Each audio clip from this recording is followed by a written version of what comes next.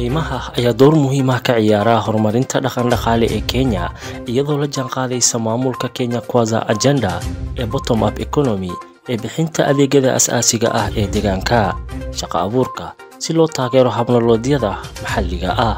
Wasiirka Wasaaradda Deegaanka, Kaymaha iyo Isbeddelka Cimilada Mudane Aadan Ducaale ayaa maanta shir gudoominayay daafurka rasmiga ah ee warbixinta xaaladda kaymaha ee FSR 2024 taasoo ka dhacday hotel ku yaala magaalada Nairobi.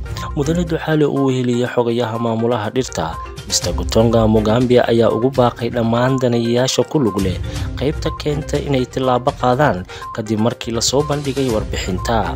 Warbixintani waxa ay sawir cad ka bixinaysaa xaaladda kaymaha waxaanay u adeegaysaa baaq ku wajahan dhammaan daneeyayaasha ku howlan maareynta kaymaha, horumarinta iyo ilaalinta dhirta.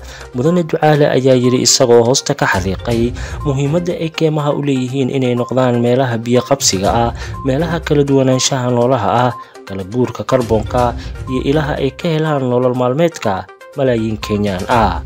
Isagoo hadal ka jeediyay munaasabadii lagu soo bandhigay xafladda ayaa waxa uu ka hadlay Mudane Ducaale guulaha ay wasaaraddu gaartay oo ay ka mid yihiin furitaanka shabakadda raadiyaha dijitaalka iyo nidaamka baaritaanka fiidiyowga dabka ee xilliga hore kaasoo kor u qaadayo la socodka waqtiga dhabta iyo ka jawaabista dabka keenta. Intaa waxaa dheer, isku dhafka diyaaradaha aan duuliyaha lahayn ee nidaamka ilaalinta waxay si weyn u wanaajinaysaa awoodyada si loola socdo jarista sharci darrada ah, qiimeynta horumarka, xaalufka iyo ka jawaabista khataraha deegaanka.